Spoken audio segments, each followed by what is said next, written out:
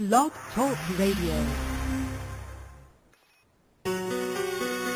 Never in the field of human conflict was so much owed by so many to so few. Turning the tide of the world war by their prowess.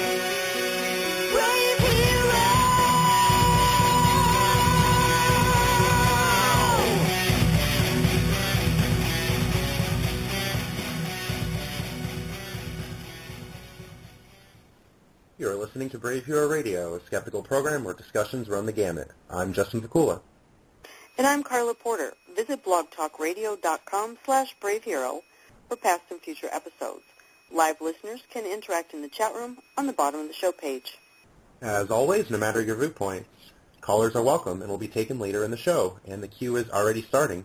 Call the number on your screen, 718-766-4598, or click the Skype button on the top of the show's page. Brave Hero Radio depends on support from listeners like you. Contribute today with a one-time donation or a monthly plan. You can see our show notes for more details. And how are you tonight, Karla? I am fabulous. I'm doing well. I'm so looking forward to the show, and I'm spending my weekend resting and relaxing, coming back from the Pennsylvania Disability Employment and Empowerment Summit in Harrisburg. It was 2.5 days of lots of excitement. Did you enjoy the hot tub there? I did not enjoy the hot tub, Justin. Maybe I don't next do time. Public hot tubs, thank you very much. Well, we talked about advantage gambling on the show last week, and I just came back from Mohegan Sun at Pocono Downs today with Rustic Kitchen, Wetzel's Pretzels, and Ben & Jerry's. It was 3 times I hit the casino last week. Very inexpensive eating and decent runs. So it was a good weekend. Yep. Good to hear. All right, let's get on to some news items and then move on to tonight's guest, Dr. Peter Boghossian. Coming from the UK, reported in the Daily Mirror, an article titled, "Schoolgirl Found Hanged After Saying She Wanted to Be with Daddy in Heaven." A 12-year-old girl. So sad.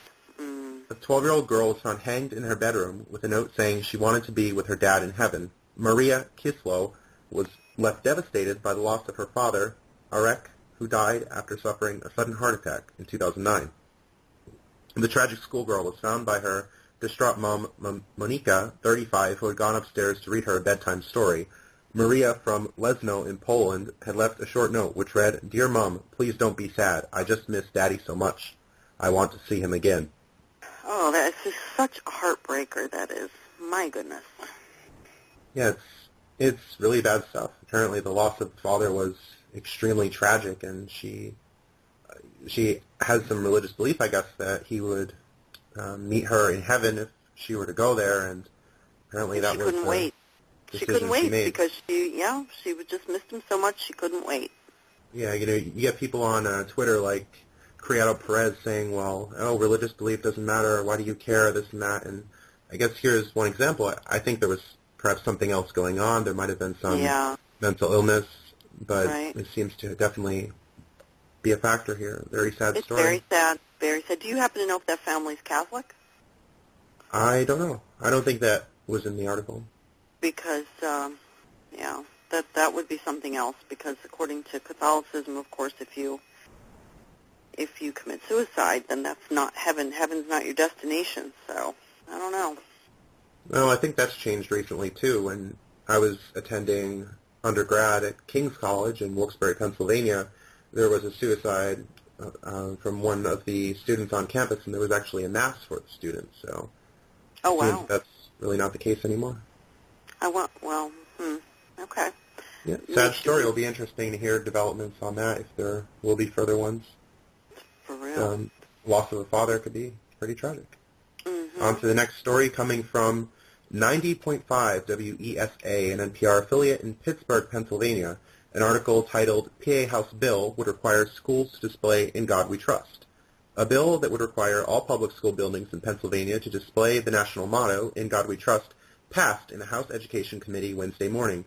Republican Rick Saccone, who represents parts of Allegheny and Washington counties, is the bill's sponsor. He said the bill is meant to celebrate the 150th anniversary of the U.S. Mint printing the motto on our nation's currency. Yeah, that's, what can we say about that? More governmental promotion. Yeah, and we covered this on the show before, and when we covered it, it was just proposed. It was a memorandum, and then it actually turned into legislation. Now it's passed in the House Education Committee. I had reported on this initially on my Facebook page, and it seems that I might have been mistaken because it appears to be the case that this still has to go through the House of Representatives for another vote before it is passed. So we'll keep an eye on that. We definitely will keep an eye on that, and I'm sure that that's going to continue to be a hot news item as well. Yeah, really regular incursions of religion into government here in Pennsylvania with the Year of the Bible, the Prayer Month, the Religious History Month. I'm just losing track of how many there are. It seems that religion just wants to be slid under the door in some sort of ceremonial deism tuxedo, a very cheap one at that. Finally, the Kids for Cash scandal, for which Luzerne County, in which Karla and I live, is back in national news. It was featured on Democracy Now!'s October 23rd episode. In 2011, former Luzerne County Judge Mark Chivarella was convicted of accepting bribes for putting juveniles into detention centers operated by the companies PA Childcare and a sister company, Western Pennsylvania Childcare. Chivarella and another judge, Michael Conahan, are said to have received $2.6 million for their efforts. Now the private juvenile detention companies at the heart of the Kids for Cash scandal in Pennsylvania have settled a civil lawsuit for $2.5 million. Well, this isn't necessarily an atheism or a church-state story. How this is relevant is back in 2009 when I challenged the constitutionality of a courthouse nativity scene. The nativity scene was eventually taken down. I had interviews in local media, and there was quite the storm of hate in my inbox, Facebook and elsewhere. I was on the radio with a local radio personality from KRZ 98.5 here in Luzerne County with Jumpin' Jeff Walker, who called me the third most hated person in Luzerne County. And numbers 1 and 2 were these judges who accepted bribes to send juveniles into private detention centers. So this is really the mentality of this region. Hopefully it's getting better. Yeah, hopefully it is getting better, but I can, this is, it's a horrible thing. Obviously, you and I, because we do live in this region, are all too familiar because this story has occupied the nightly news off and on again over a long period of time, very frequently. And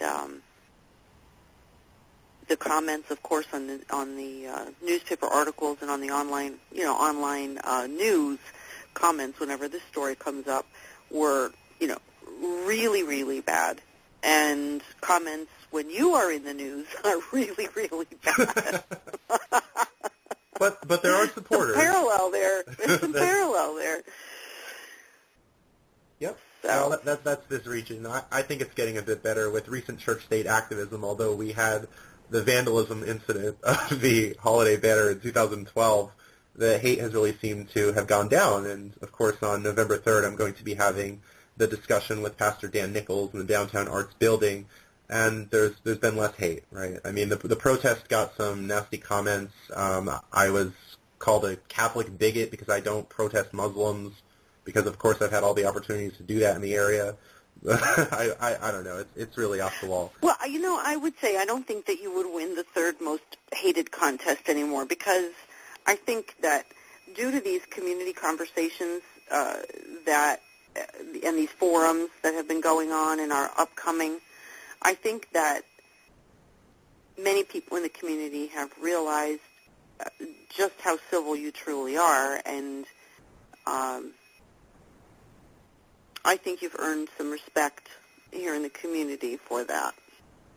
Well, we'll have to get a holiday update, and perhaps the nativity scene will be illegal again, so we'll see what happens. Mm-hmm. All right, well, without further ado, let's bring on tonight's guest, Dr. Peter Boghossian, author of A Manual for Creating Atheists, which is now available on Amazon, Barnes & Noble, and Nook. Welcome to the show, Dr. Boghossian. Thanks for having me, Justin, and hi, caller. It's good to talk to you again.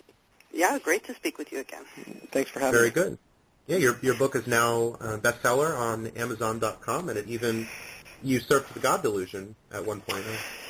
It did, and pretty happy about that, to get the tools in the hands of as many people as possible so that they can begin their interventions. Very good. So why don't you tell us a bit about yourself? Yeah? I'm sorry? We got two people at once. Yeah, I'm quite hasty. Yep. Why don't you tell us a bit about yourself? Oh, Peter Boghossian. I just wrote, as you said, a manual for Creating Atheists. I teach philosophy for Portland State University, full-time faculty in the philosophy department, and speak at events, and a member of the free thought community, and that's basically the thing that I've been focusing on most recently. Is my primary area is critical thinking and reasoning, and how to help people to think more clearly and reason more effectively, particularly about really, really hard problems. Well, you had to talk about the Easter Bunny being a delusion, so you must be a hater of Easter, huh? I guess I can play Bill O'Reilly for a few moments here. I'm not a hater of anything. I just want to help people to reason more reliably. All right. You know, before we really get into the content of your book, your new book, and your work, tell us a little bit about how your employer, the university, tolerates or supports the work that you do in this area. That's a really interesting question. So they don't. No one's ever told me what I can and cannot say in the classroom.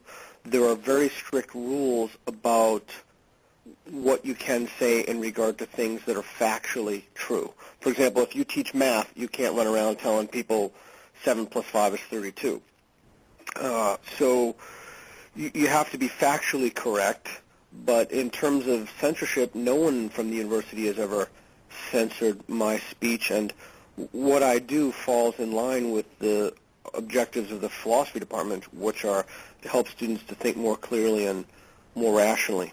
And then the Portland State's mission is, and one of the reasons I'm at Portland State is because there's a community component to that. So a lot of my work has been done in the prisons with prison inmates, and we set up an internship with the Richard Dawkins Foundation for Reason and Science, and one with the JREF, the James Randi Educational Foundation, and set up internships in prisons. And so to me, the vital piece is not just that we write books and cogitate, but that it's kind of applied epistemology, that you actually go out into the communities and make the communities better. Okay, that's what it's all about in your book, street epistemology. That's exactly correct. That's right. So it's not enough to read the book and put it down. You have to read a manual for Creating Atheists, understand the concepts, and then help people. And you can take it to whatever level you want. So you could take it to, you can wait till someone comes to you. I mean, maybe you have a family member who's suffering from a pretty severe faith-based delusion, and you just want to know how to deal with that, or a friend, or maybe you want to be more proactive, and you actually want to go out and help people. So there's no right or wrong way to do that, but the idea is that the book gives people the tools so that they can make their community more rational and more sane. How long had you been thinking about writing a book like this? Or when did this occur to you? Oh, that's a good question. I think it occurred to me because somebody asked me what I had learned. I think at that time I had taught for about 20 years. Someone said to me, so what have you learned from all this teaching to multiple universities, age groups, different populations? And I really thought about that, and I said, what have I learned? And one of the things that I learned is that people don't have good reasons for believing what they believe, and they'll believe something on the basis of insufficient evidence. But what's super interesting about that is that then they'll assign extraordinarily high confidence values to that belief. And so I just saw that playing out everywhere. I mean, everywhere, particularly in the political arena, and I was so incredibly disturbed by that.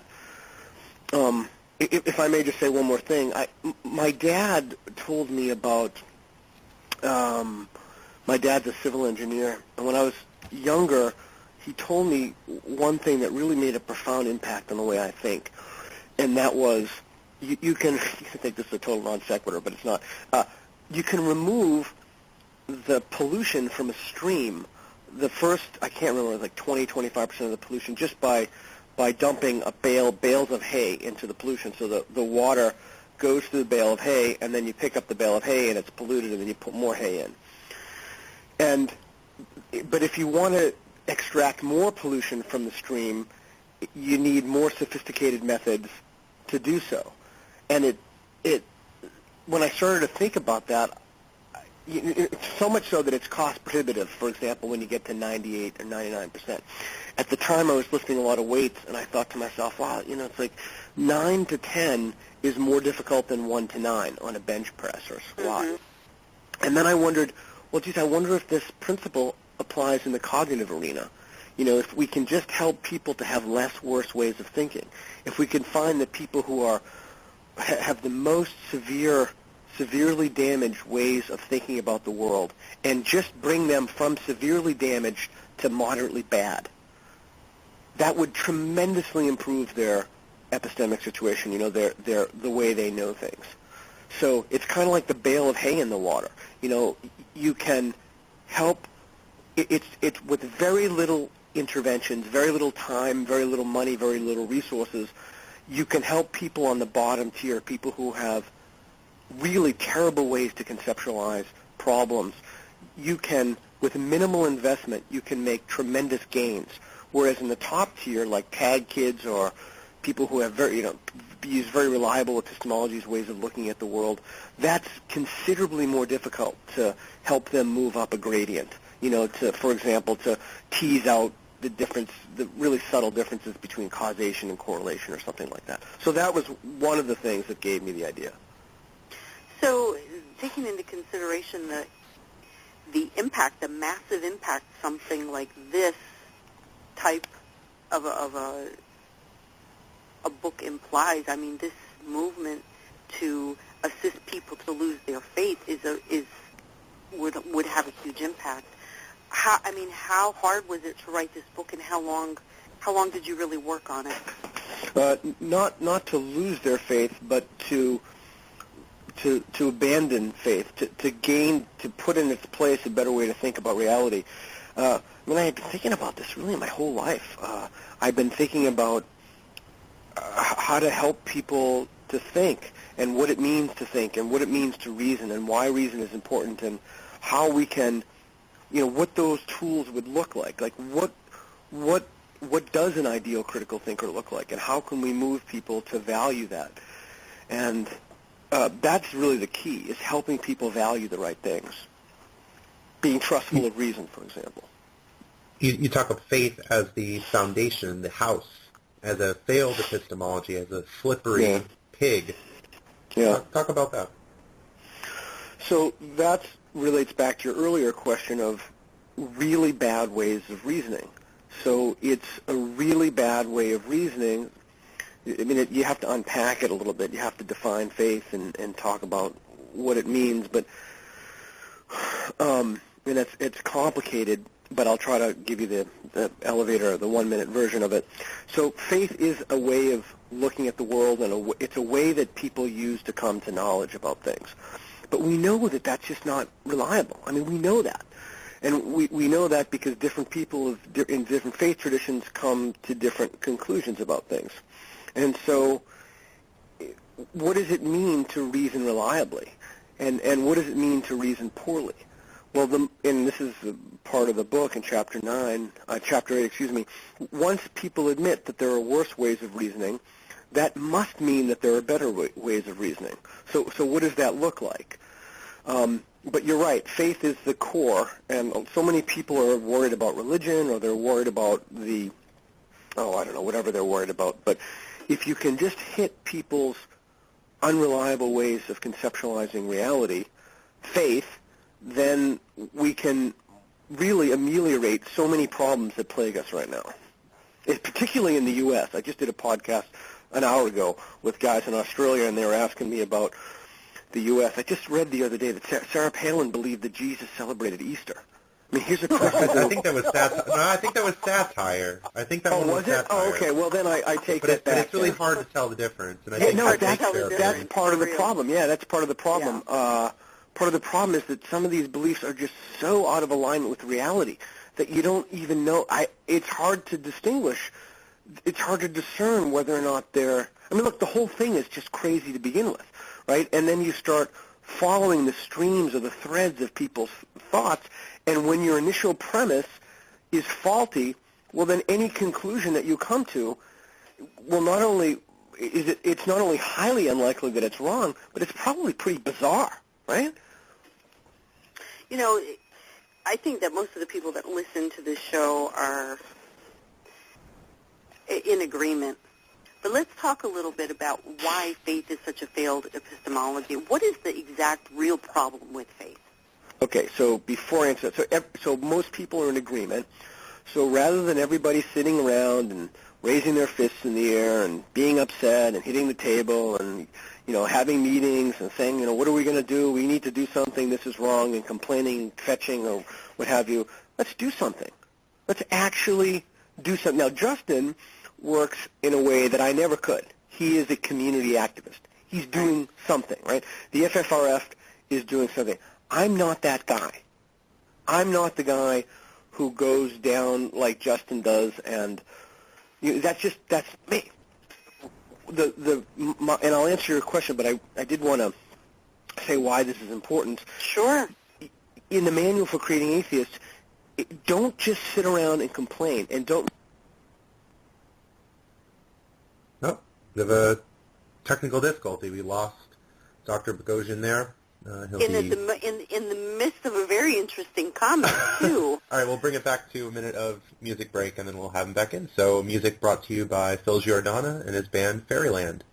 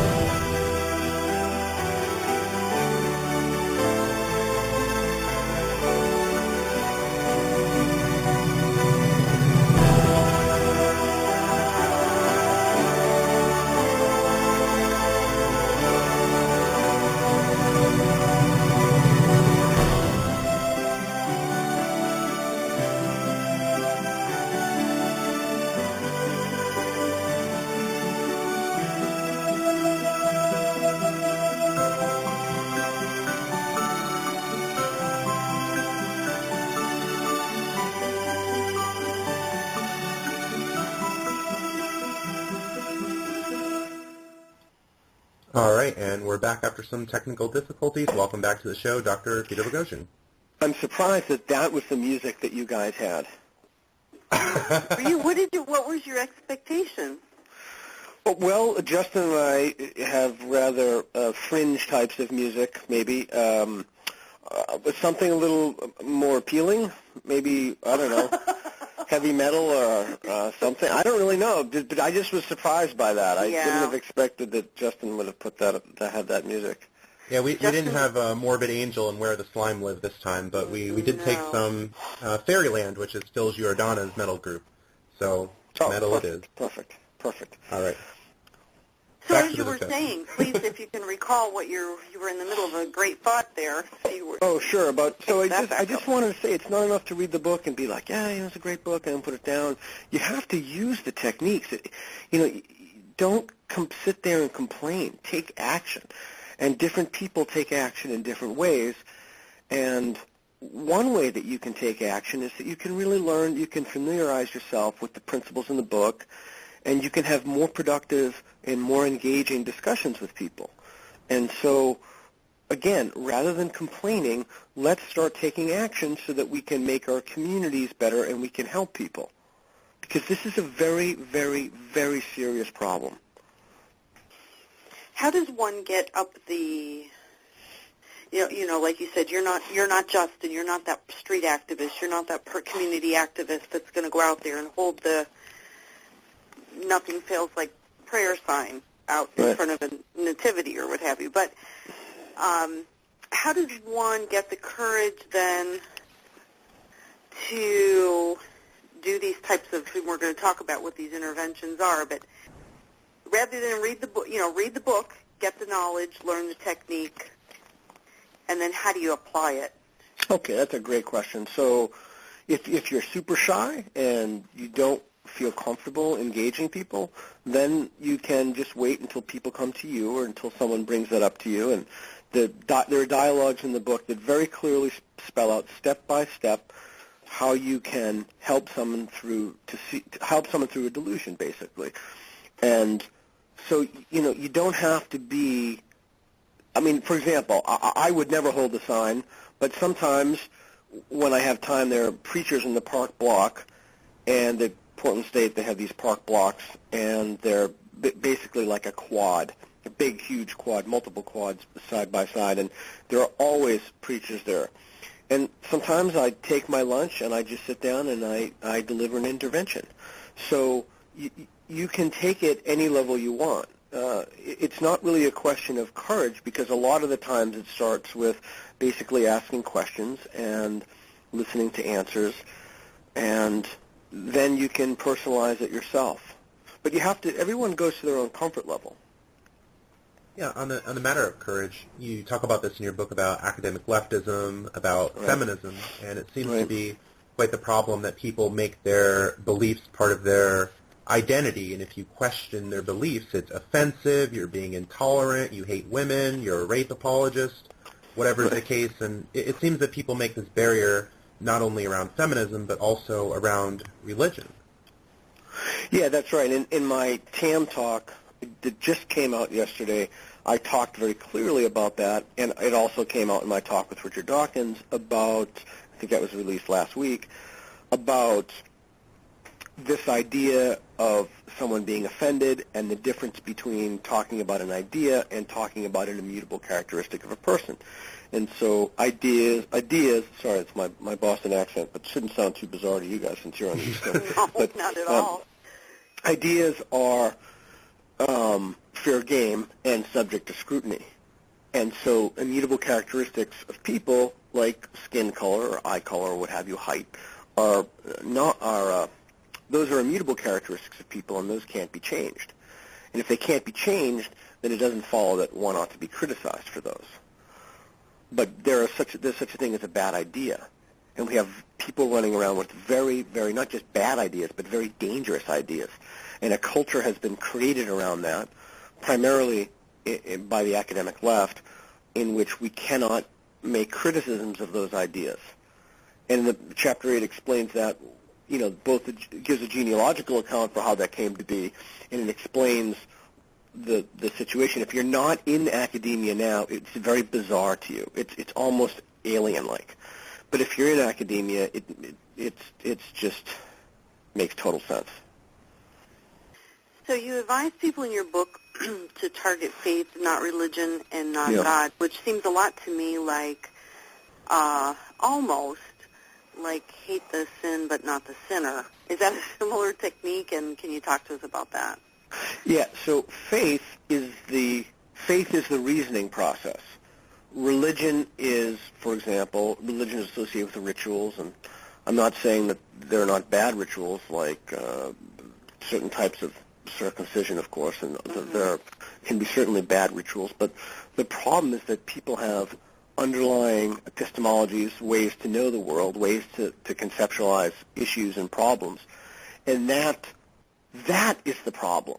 And the reason that religion has so much force is because people have faith. So they place their faith in whatever it is that they place their faith in. If you leave the Abrahamic traditions, it's quite different. For example, Scientology or what have you.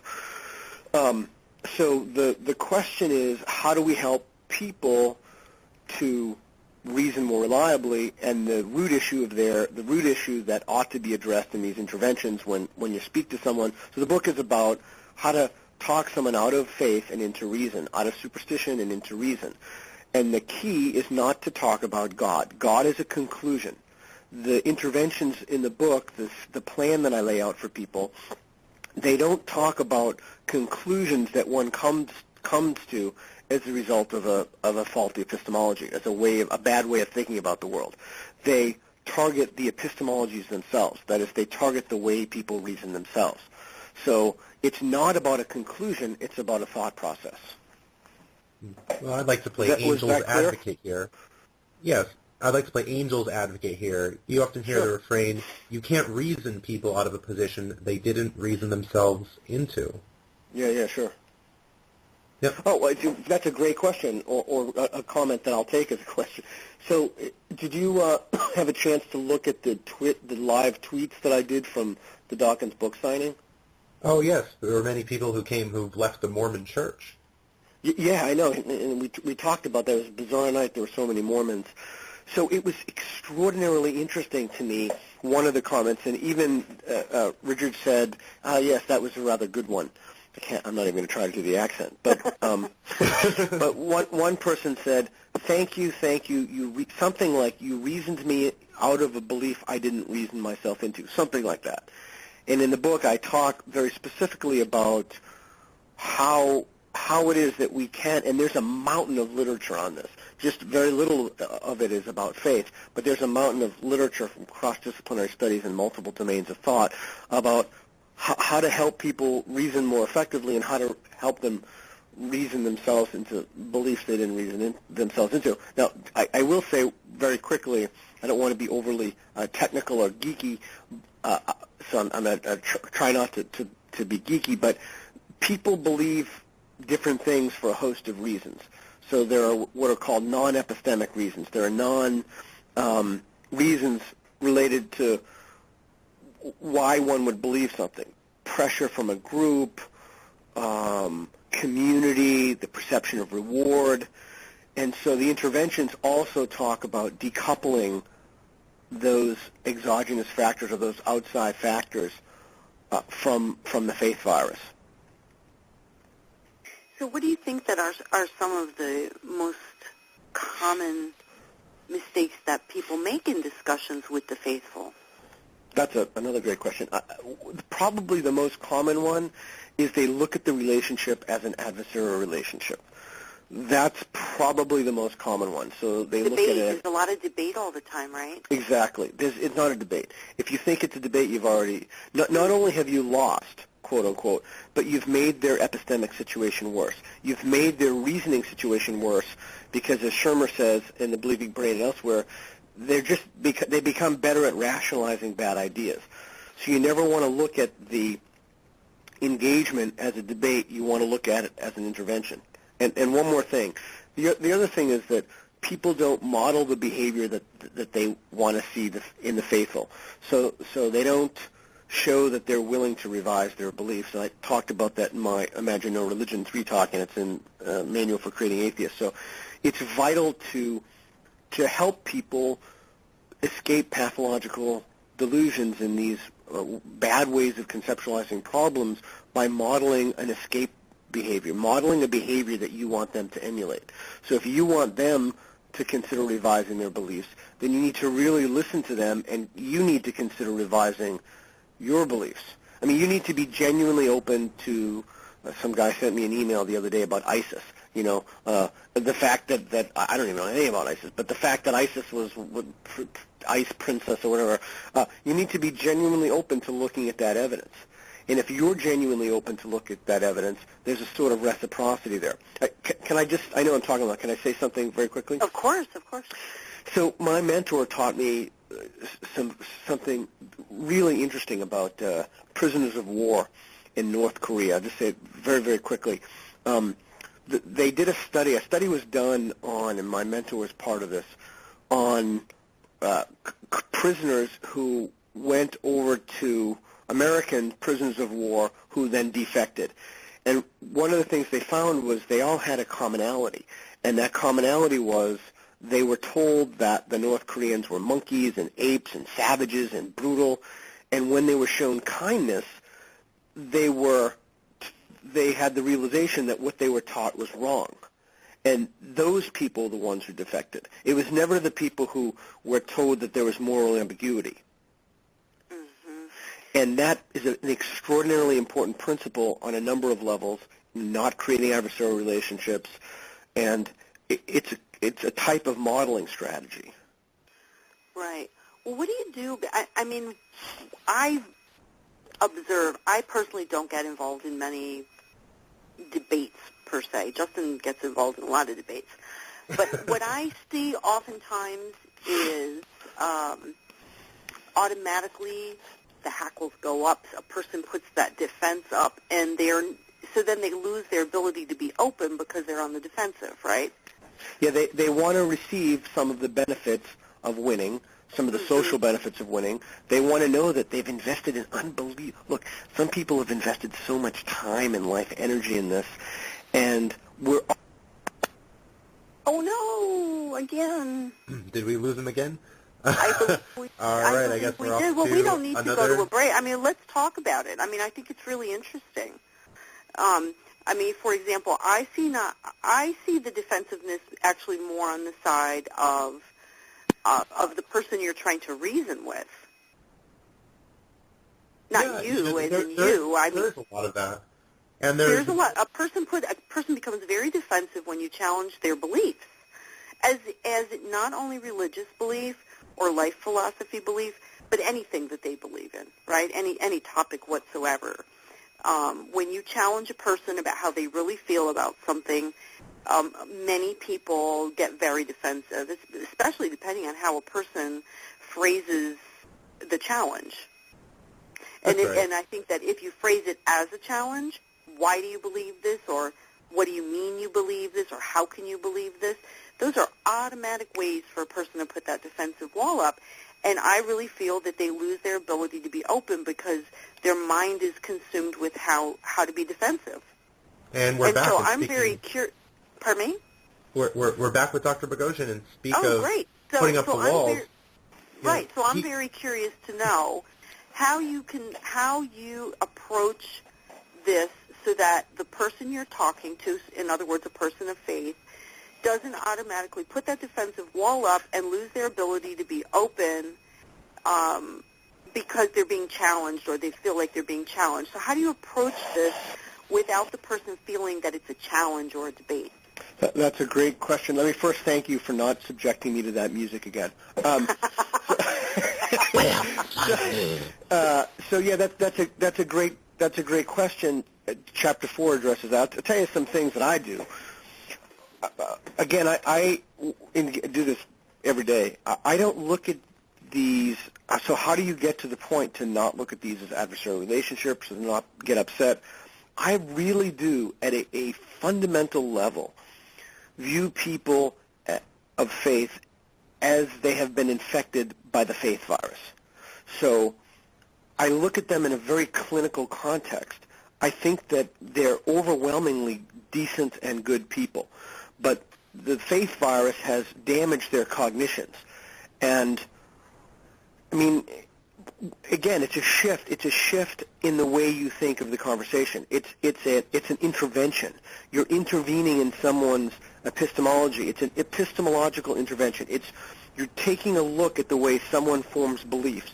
You're asking them targeted questions in multiple. In the book, I have multiple sequences of questions. And then you're finding those points in the conversational, in the structure. There's like a template of one's thought. And then you're asking them questions about that to ask them if those beliefs make sense to themselves.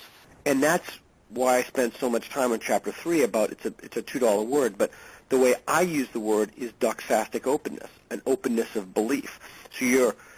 So that's one way to think about it, and that's a direct answer to your question. I look at them. I'm not mad. I'm not upset. I'm certainly not angry. Even thinking that's a narrative, that's a defense mechanism that the faith virus has tried to weave to portray atheists as these angry people. And again, I write in a manual for Creating Atheists, even thinking, if somebody even catches a whiff of that, the whole intervention is compromised. Mm-hmm. So it is essential that you do not come off as angry. So I don't know if we have any callers. Do we have callers in queue right now, we do. Justin? Yep. We do? Yeah. Okay, but I wanted to, we have a couple chat questions, and then Sure. why don't we is it okay to take those first? the chat questions? Yeah, because I'm kind of half looking at those here. Can we take those? Okay, yeah, let's do it. Anna asks and says that you say that faith is simply an unreliable epistemology, but isn't having faith in a God that condemns innocence to death immoral? That's a conclusion that one comes to as a result of a faith-based epistemology. Okay. That's not, that's a conclusion. Okay. So you could just, again, I'm hesitant to be overly geeky, but you could think of it as a simple syllogism: premise, premise, conclusion. The problem with the whole thing is that the initial premise that people start with is faulty, and therefore the conclusion that one comes to, smite a certain group of people, whatever the conclusion is, doesn't make any difference. That is a conclusion. Okay. Yeah. And metalogic says that how can... That's a cool name. I know, isn't it? Ask the question, how can one best counteract the adversarial nature of online discussions? Boy, if someone can think, if someone can, that's a whole show. I'm not sure I have a good answer to that. I'm not sure that I can speak with confidence about that. The interventions I've designed in the template that I lay out is really for live, real people, human-to-human interactions. And it's not really designed. I mean, you could certainly transfer those skills into the digital domain, or you could transfer those skills online, but they're not meant to be used in that way. I would think that they would have to be tailored, and in order for me to tell you how to tailor them, I'd have to be familiar with the online literature, and frankly, it's so new, I don't even know if any exist. If it does, I'm not familiar with it, so I can't really speak to it. Well, there's nothing like a good old conversation. And speaking of that, let's bring on a caller. And by the way, feel free to be geeky, especially with Star Trek references, like putting the shields up. Well, you know that you've just given me permission to talk about science fiction, which could get us all into, that's probably another show in and of itself. But all right, very good. So let's move to the caller who's been holding. Welcome to the show, caller. Hello? Yes. Hello. Hi, you're on. Hi, thanks very much for taking my call. Well, first of all, Dr. Boghossian, I want to thank you for your book, and I have to say that the first talk that I saw of you regarding faith and how Jesus and the Easter Bunny are all what you call gateway delusions. I mean, that really changed my perspective on a lot of things. So, thanks, I really appreciate that. Thank you very much for that. Did you see that live, or did you see that on YouTube? No, I saw it on, actually the first domain I saw was Vimeo, and then it later was moved to YouTube. And I live in Ohio, so my opportunities for seeing you live are quite limited, I'm afraid. Okay. Well, thanks for saying that. That's very kind. No, it's my pleasure. Oh, thanks, man. I appreciate it. I think that those really are gateway delusions, and that's why it's extremely important to make sure that one has a reliable epistemology right from the get-go, and one has to make sure that no cracks. You just have to proportion your belief to the evidence about everything right from the beginning, and you have to make sure that you really are sincere and honest about assigning a confidence value that stands in direct relationship to the evidence you have. Real quick, so I have a buddy of mine, good friend, unbelievably smart, PhD, really nicest guy, but he wears a power bracelet. Oh, power balance. Huh? So just, and we've had long discussions about this, and he no longer wears the power bracelet now. But I think it's really important to make sure that you have a trustfulness of reason and a willingness to reconsider it. Those are from the American Philosophical Association Delphi report, and you just proportion your beliefs to the evidence about everything. And if you can make sure that nothing seeps through in the cracks, no little things like power bracelets, then no big things like matters of ultimate concern, I think they're less likely to get through. Less likely. Have you checked his ankle? No, but I told him how the trick was done, and so the JREF folks exposed that trick. All right. Go, James. Oh, Randy. I'm sorry. So what was your question? Yeah. Or just a comment? Well, gosh, I could go all night if it was allowed to do that, but the opening of that talk, one of the first things that you brought to bear was that you are not a relativist, and I assume that refers to cultural, epistemic, even moral relativism? Yeah, that's so all three, I guess, what do we replace? I mean, do we replace that with something else, or is epistemic and cultural relativism like a conclusion? Is that pretending to know things you don't know? That's a great question. So, in the book, do you have the book yet by chance? Oh, yeah, absolutely. I pre-ordered it. Oh, okay, cool. So in the book, just one chart in the book, and the chart is a template that you can ask people in a series of questions to disabuse them of epistemological relativism. And there are about 15 or so questions. It depends. You can tailor them. You could do it in fewer or more, what have you.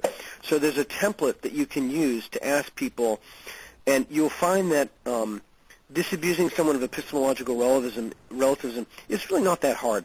You can. My success rate is extraordinarily high with that. And again, it's not me. It's not magic. It's all in that chart with I think it's like a 10-page explanation of how to do it. And you try it, but it's significantly more difficult to disabuse someone of cultural and moral relativism.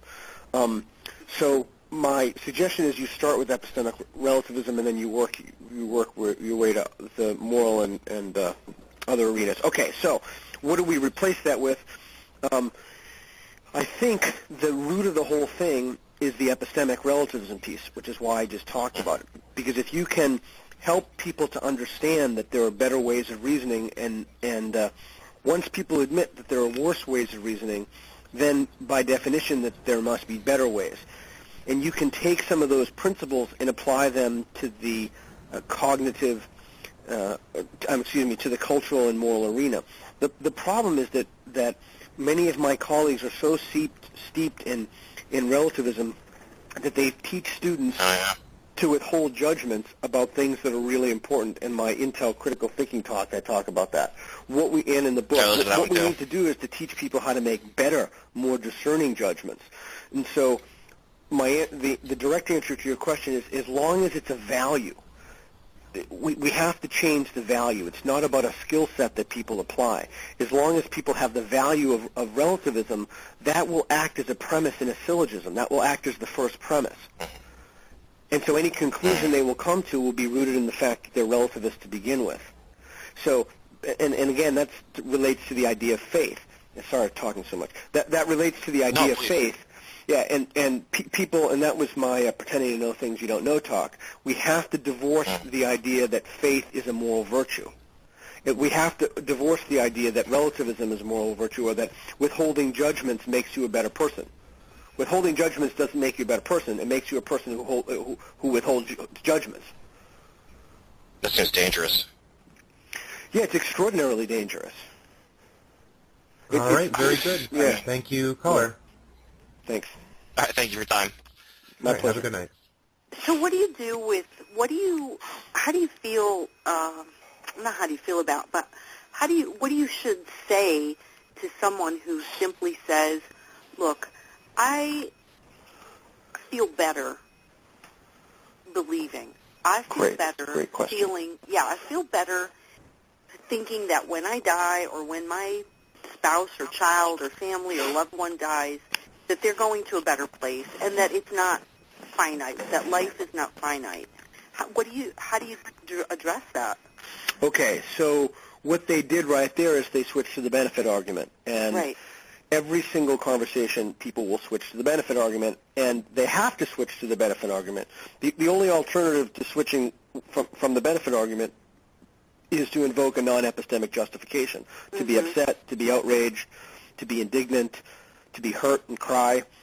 And that's one of the consequences of not proportioning your belief to the evidence, because you can't rely upon the evidence to defend what you believe, right? That's one of the problems with faith. So you have to invoke some other justification. So you're having a conversation with somebody, and again, as the former caller mentioned, Jesus, the Easter Bunny, and other delusions, a talk I gave, people in that conversation will then switch to the idea that faith is beneficial. So here's exactly what you do to answer your question very directly. You gently stop them, and you say, boy, we were just having a conversation about whether or not faith is true, and you started talking about the fact that it makes you feel good. I am delighted to have that conversation. In fact, I'd love to have that conversation. But before we go down that road, can you acknowledge for me, so we can be on the same page, that faith is not a reliable guide to reality, that faith and truth are unrelated, that faith will not lead you to the truth. Now, if they say yes, there are three options. It's not binary, right? Yes, no, or geez, I don't know. Or then they can invoke another defensive posture. So again, the way that you ask that question is key, and in the book I give words that you can use to help, and again, those words are drawn from the peer-reviewed literature dealing with people who are recalcitrant and don't want their behavior changed. So if they say, yes, I can acknowledge that, then you get them to articulate that clearly. Okay, so let's talk about that. So, yes, okay, faith is not a reliable guide to reality, okay. So then they'll say, but it makes me feel good. Mm-hmm. Well, then the next question is, well, okay, so if it's not true, if you know it doesn't latch to something true, how can it make you feel good? It can only make you feel good if it's true, right? Mm-hmm. Okay, so that's how you deal with that. Now, the other thing that they could say is, no, I will not acknowledge that. Even saying I will not acknowledge that, you know, you got through to them. Yeah. So, yeah. But if they say it's not true, faith is a reliable guide to reality, then you say, okay, great. So before we talk about the benefits and how they make you feel, let's bring the conversation back to whether or not this is true. I'm finding that to be an engaging and productive discussion. Mm-hmm. So, in other words, you do not let them go to the benefits argument. All right. All right. Well, on that note, you talked about decoupling faith from morality, and there's this idea that atheism is simply lack of belief in any gods. You wrote in your book, quote, currently there's a hopefully short-lived movement called Atheism Plus, unquote. Mm-hmm. What are your thoughts on Atheism Plus?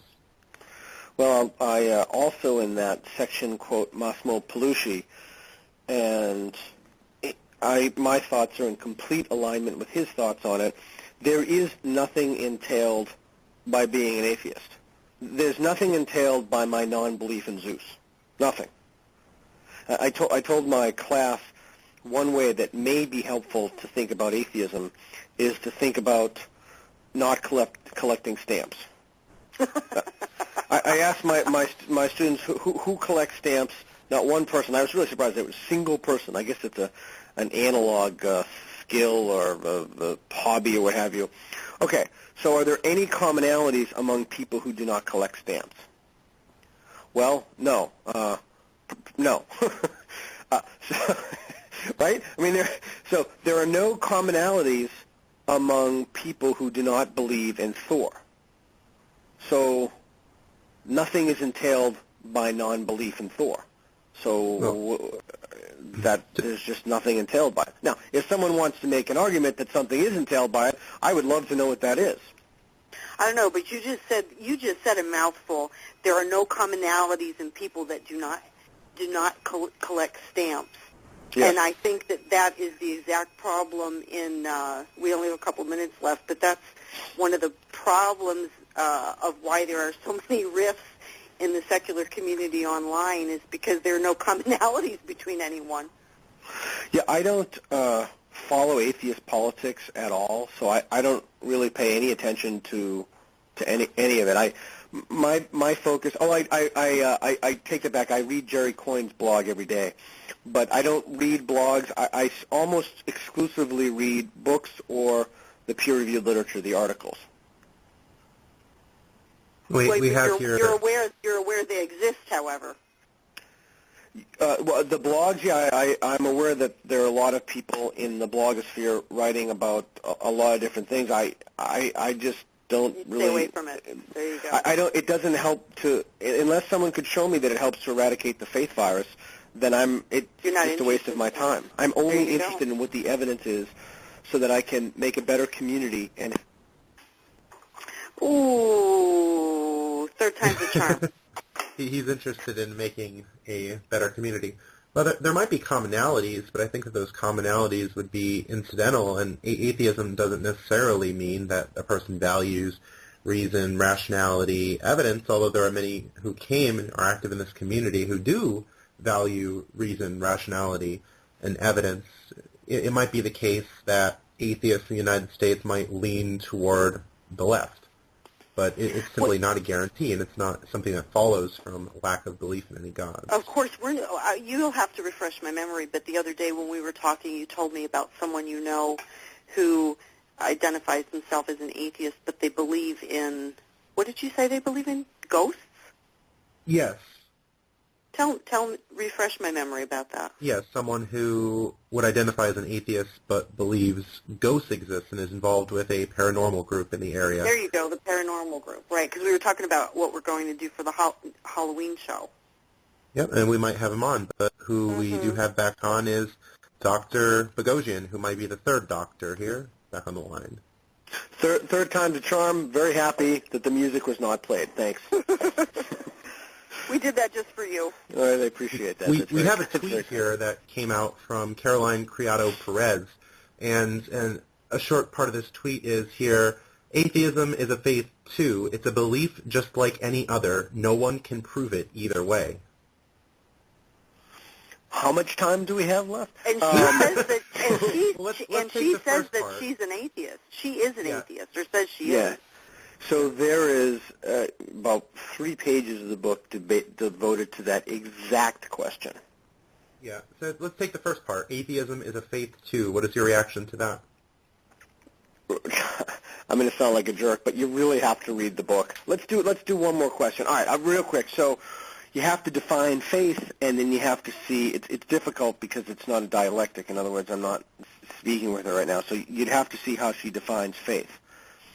And then you have to take the question from there, because if she defines faith differently, then we're two ships passing in the night. We're talking about different things. See if we can take another question if we have time, or a tweet, or a blog post. Well, we have here in the chat some questions. Would you like to read out some of the chat, Karla?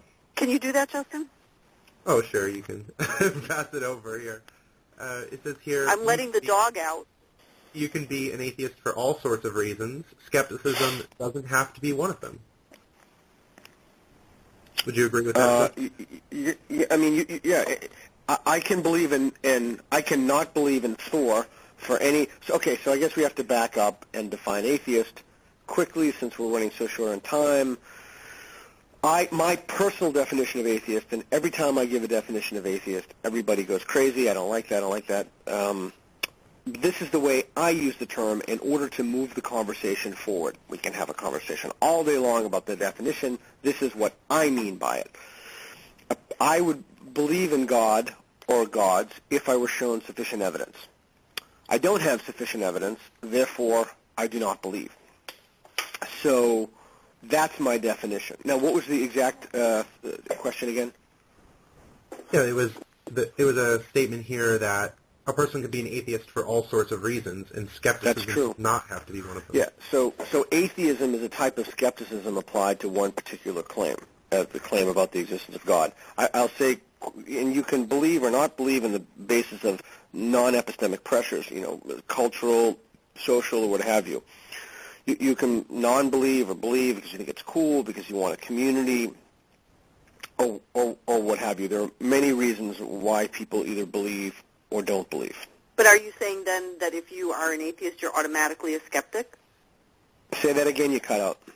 Are you saying then that if you're an atheist, you're automatically a skeptic, at least to some degree? You can be a skeptic. You can be an atheist, but not be skeptical. It's just skepticism about one particular claim. The claim about a metaphysical entity, a supernatural. And then again, you have to define God, creator of the universe, omni-everything. So again, it's important to be careful and define our terms here. All right, very good. So that leads us to the end. Can you tell listeners where to find more information about you, how they can connect to you online, and where to find your book? So my book is at Amazon.com. It's a manual for creating atheists. You can follow me on Twitter with that at Peter Boghossian, PeterBoghossian, and many, many videos on YouTube, all free, all available. And thank you so much for having me on. Thank you. It was a wonderful, wonderful conversation. Thank you so much. I appreciate it, Karla and Justin. Thanks. And Justin, thank you for your help in editing the book. Thank you. Oh, and thank you for allowing that opportunity. As former Senator Larry Craig said, thank you all so very much for coming out tonight. And we have upcoming episodes. November 3rd, my discussion with Pastor Dan Nichols. There will be live tweeting and live streaming here on Brave Hero Radio. November 9th, reporting on the Pennsylvania Counseling Association Conference, live tweeting with that. Tomorrow I will be on the October 27th episode of National Progressive Talk Radio here on Blog Talk Radio. Listen live, join the live chat, and consider calling. Can you play us out, Karla? Yes, thank you so much for listening to Brave Hero Radio. Visit our website at blogtalkradio.com/bravehero for past and future episodes. Brave Hero Radio depends on support from listeners. Make a one-time donation or enroll in a monthly subscription. Find more information in the show notes. Many thanks to my co-host, Justin Vacula, our guest, Dr. Peter Boghossian, and, of course, our listeners. Have a great night. And our intro and outro music from memore.net. More metal. Every day is a Metal Monday. Never in the field of human conflict was so much owed by so many to so few. Turning the tide of the world war by their prowess